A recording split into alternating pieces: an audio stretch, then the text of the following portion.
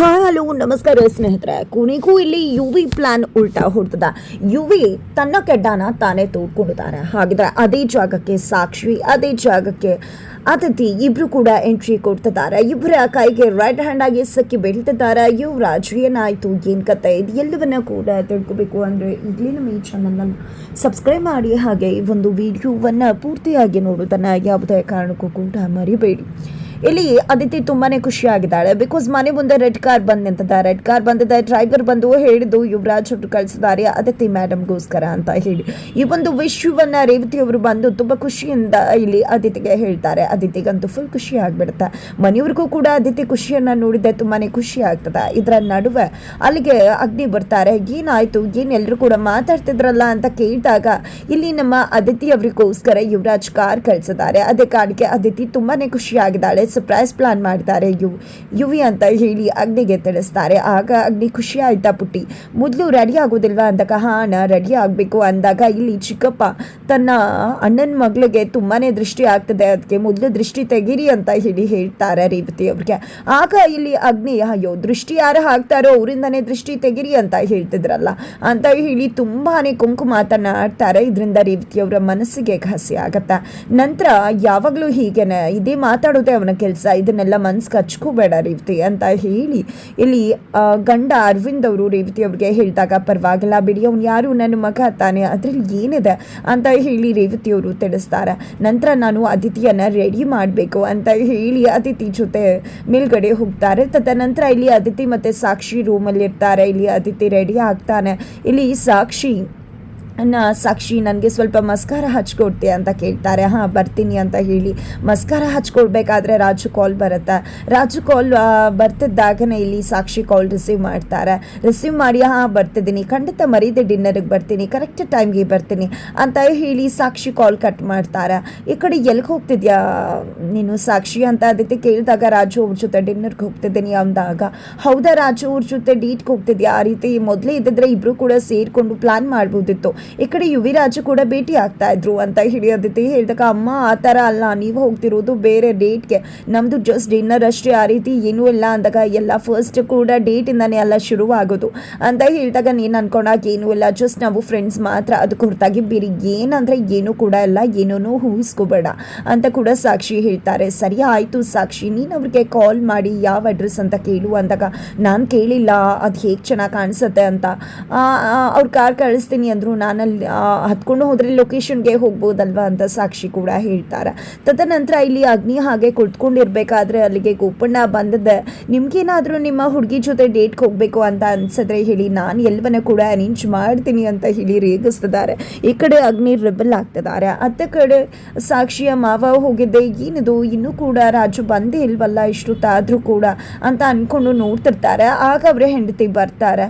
ಹೆಂಡತಿ ಬಂದಿದ್ದ ರಾಜು ತುಂಬಾನೇ ಒಳ್ಳೆ ಹುಡುಗ, ನಮ್ಮ ಸಾಕ್ಷಿ ಬಗ್ಗೆ ಎಷ್ಟು ಕೇರ್ ಮಾಡ್ತಾನೆ, ಎಷ್ಟು ಕಾಳಜಿ ಮಾಡ್ತಾನಲ್ವಾ, ಇನ್ನೂ ಕೂಡ ಬಂದೇ ಇಲ್ವಲ್ಲ ಅಂದಾಗ ಹೌದು ಹೌದು ತುಂಬ ಕೇರು ಕಾಳಜಿ ಎಲ್ಲ ಕೂಡ ಮಾಡ್ತಾನೆ ಅಂತ ಹೇಳಿ ವ್ಯಂಗ್ಯವಾಗಿ ಮಾತನಾಡ್ಕೋತಾರೆ ಮಂಜುರಿ ಅವರು ತಮ್ಮಷ್ಟಕ್ಕೆ ತಾವೇನೆ.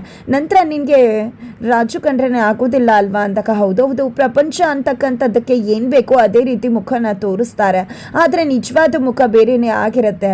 ನಿಜ ಹೇಳಬೇಕು ಅಂದರೆ ಯಾರವರನ್ನ ನಂಬ್ತಾರೋ ಅವರೇ ಕೆಡ್ಡಾಗೆ ಬೀಳ್ತಾರೆ ಅಂತ ಹೇಳಿ ನೇರವಾಗಿ ಇಂಡೈರೆಕ್ಟ್ ಆಗಿ ಮಾತನಾಡ್ಬಿಡ್ತಾರೆ ಇಲ್ಲಿ ಮಂಜುರಿ.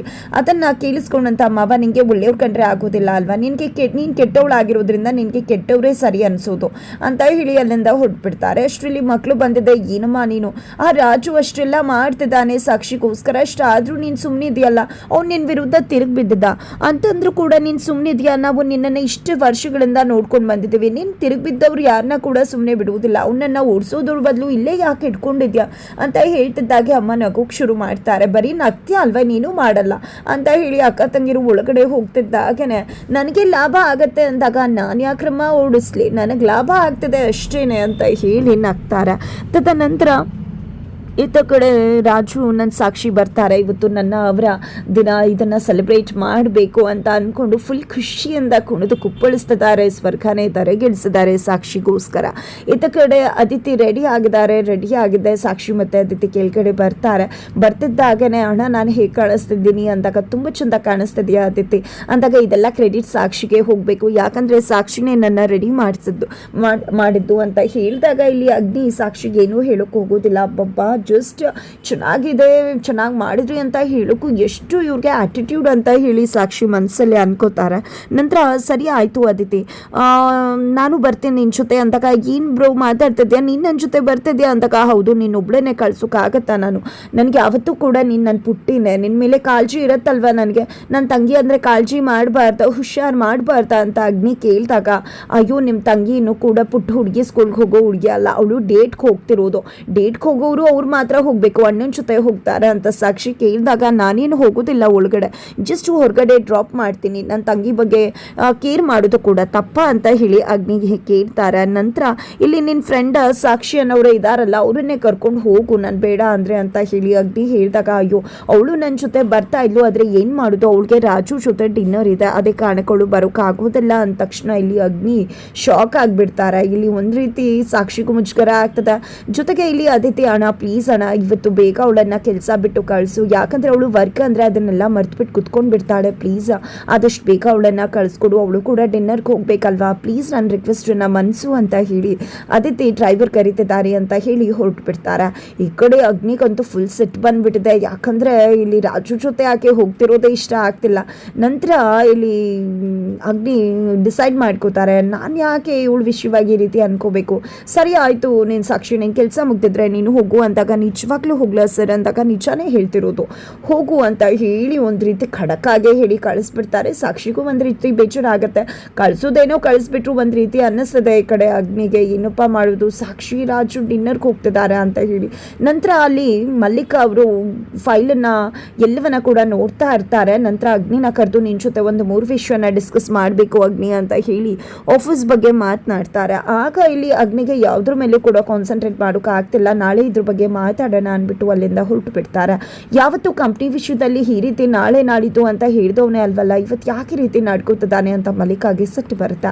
ಆ ಒಂದು ಕ್ಷಣ ನಿಕ್ಕಿ ಬಂದಿದೆ ಗೊತ್ತಾಯ್ತಾ ಮಾಮ್, ನಾನು ಹೇಳಿದಾಗ ನಂಬ್ತಿರ್ಲಿಲ್ಲ ಅಲ್ವಾ, ನಾನು ಮತ್ತೆ ಮನೀಶ್ ಬ್ರೋ ಎಷ್ಟು ಬಾರಿ ನಿಂಗೆ ಹೇಳಿದ್ವಿ, ಅಗ್ನಿ ಈಗ ಆಫೀಸ್ ಕಡೆ ಎಲ್ಲ ಗಮನ ಕೊಡ್ತಿರೋದು ಸಾಕ್ಷಿ ಕಡೆ, ಸಾಕ್ಷಿ ಪ್ರತಿ ಹೆಜ್ಜೆಯನ್ನ ಕೂಡ ಅವನು ಗಮನಿಸ್ತಿದ್ದಾನೆ, ಅವ್ನು ಅನ್ಕೊಂಡಿದ್ದಾನೆ ಯಾರಿಗೂ ಗೊತ್ತಾಗ್ತಿಲ್ಲ ಅಂತ, ಆದರೆ ಅವ್ನು ನಡ್ಕೋತಿರೋ ರೀತಿ ಎಲ್ರಿಗೂ ಕೂಡ ಮೇಲ್ನೋಟಕ್ಕೆ ತುಂಬ ಚೆನ್ನಾಗೇ ಕಾಣಿಸ್ತದೆ ಅಂದಾಗ, ಏನು ಹೇಳ್ತಿದ್ಯಾ ನಿಕ್ಕಿ, ನೀನು ಹೇಳ್ತಿರೋದು ನಿಜನಾ, ನೀನು ಅಬ್ಸರ್ವ್ ಮಾಡಿದ್ಯಾ ಅಂತ ಹೇಳಿ ಮಲ್ಲಿಕಾ ಕೇಳಿದಾಗ, ಹೌದು ಮಾಮ್, ಆದರೆ ನಾವು ಏನೇ ಹೇಳಿದ್ರು ನೀನು ನಂಬೋದಿಲ್ಲ, ನಿನ್ಗೆ ಏನು ಅನಿಸ್ಬೇಕೋ ಅದೇ ನಿನಗೆ ಸರಿ ಆಗುತ್ತೆ, ಆದರೆ ಅಗ್ನಿ ಬ್ರೋ ಸಾಕ್ಷಿಯಿಂದ ಬಿದ್ದಿರೋದಂತೂ ನಿಜ, ಅವ್ನಿಗೆ ಈಗ ಫೈಲ್ ವಿಷಯ ಆಫೀಸ್ ವಿಷಯ ಎಲ್ಲ ಕಿವಿ ಕೇಳ್ತಿರೋದು, ಸಾಕ್ಷಿ ಹೇಳ್ತಿರೋ ವಿಷಯಗಳು ಮಾತ್ರ ಅವನ ಕಿವಿಗೆ ಬೀಳ್ತಿರೋದು ಅಂತ ಹೇಳಿ ನಿಕ್ಕಿ ಬೆಚ್ಚು ಮಾಡಿಕೊಂಡು ಅಲ್ಲಿಂದ ಹೊರಟು ಬಿಡ್ತಾರೆ. ಈ ಕಡೆ ಮಲ್ಲಿಕಾ ರಬಲ್ ಆಗಿದ್ದಾರೆ, ಆ ಕಡೆ ಸಾಕ್ಷಿ ವೆಯ್ಟ್ ಮಾಡ್ತಿದ್ದಾಳೆ, ಕಾರ್ ಬಂದಿಲ್ಲ.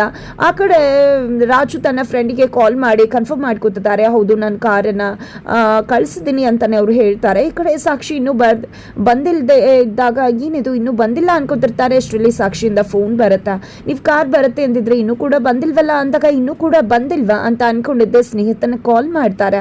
ಆಗ ಫ್ರೆಂಡ್ ಕಾರ್ ಕಳಿಸ್ದೆ, ಅದಿತಿ ಮನೆ ಕಳಿಸ್ದೆ ಅಂದಾಗ ನಿಜಕ್ಕೂ ಕೂಡ ಇಲ್ಲಿ ಅಚ್ಚರಿ ಆಗತ್ತೆ, ಯುವಿಗೆ ಏನು ಮಾತಾಡ್ತಿದ್ಯಾ, ನಾನು ಹಿಡಿದು ಸಾಕ್ಷಿ ಮನೆಗಲ್ವಾ ಕಳಿಸು ಅಂತ ಅಂದಾಗ, ನೀನು ಅಡ್ರೆಸ್ ಕಳಿಸಿದ್ದೆ ಅದಿತಿ ಮನೆದು, ಹಾಗಾಗಿ ಅದಿತಿ ಮನೆಗೆ ಕಳಿಸ್ದೆ ಅಂದ ತಕ್ಷಣ ಈಗ ಏನು ಮಾಡೋದು ಗೊತ್ತಾಗ್ತಿಲ್ಲ. ಈ ಕಡೆ ರೆಡಿ ಆಗಿ ಸಾಕ್ಷಿಗೋಸ್ಕರ ವೆಯ್ಟ್ ಮಾಡ್ತಿದ್ದಾರೆ, ಆ ಕಡೆ ರೆಡ್ ಕಾರಲ್ಲಿ ಅದಿತಿ ಬರ್ತಿದ್ದಾಳೆ, ಇತ್ತ ಕಡೆ ಸಾಕ್ಷಿ ಒಬ್ಳೇ ನಿಂತಿದ್ದಾಳೆ ಅಂತ ಅಗ್ನಿ ಬಂದು ಕೂತ್ಕೊಳ್ಳಿ, ನಾನೇ ನಿಮ್ಮನ್ನ ಡ್ರಾಪ್ ಮಾಡ್ತೀನಿ, ಇಲ್ಲಾಂದ್ರೆ ನಿಮಗೆ ಲೇಟ್ ಆಗುತ್ತೆ ಅಂತ ಹೇಳಿ ಸಾಕ್ಷಿಯನ್ನು ಕರ್ಕೊಂಡು ಅದೇ ಜಾಗಕ್ಕೆ ಹೊರಡ್ತಿದ್ದಾರೆ. ಬಿಕಾಸ್ ಆಲ್ರೆಡಿ ಸಾಕ್ಷಿಗೆ ಅಡ್ರೆಸ್ ಕಳಿಸಿದ್ದಾರೆ ಯುವಿ.